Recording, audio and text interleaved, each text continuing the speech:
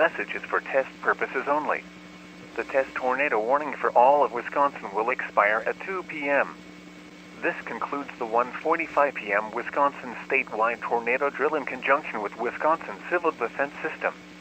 The National Weather Service hopes you had a chance to practice your severe weather safety plans, or will do so in the near future. Another tornado drill will be conducted at 6:45 p.m. Thanks to everyone who participated in this afternoon's drill. This is a test message. Do not take action based on this message.